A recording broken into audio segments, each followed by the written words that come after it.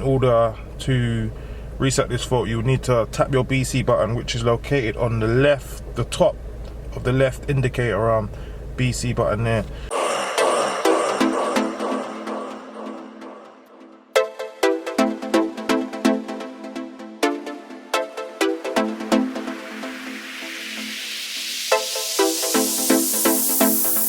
So what's going on, people? Welcome back to another video. Hope you're all doing good and well. So in today's video, it's going to be a quick little video. We are going to be showing you how to reset the tire pressure sensor on the Mini Cooper S. It's just a quick little know-how video, because no doubt someone out there somewhere will be experiencing this problem and they might not know how to reset the tire pressure sensor. That's what I'm going to be showing you in this video today. So without any more talking, let's get straight to the video.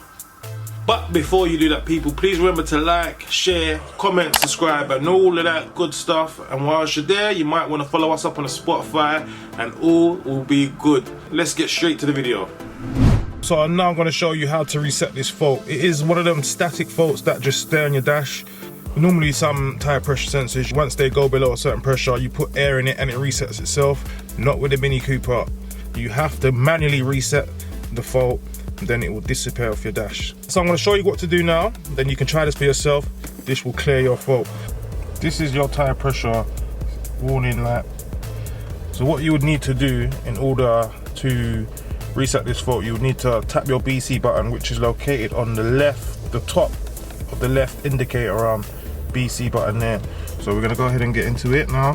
What we need to do, keep tapping it until you get to set/info. Press it down about 3 seconds.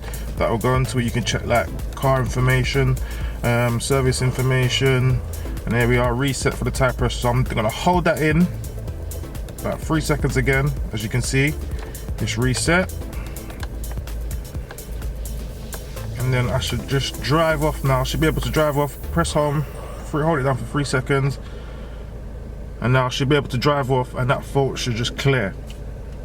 Tire pressure warning light completely removed off the dash.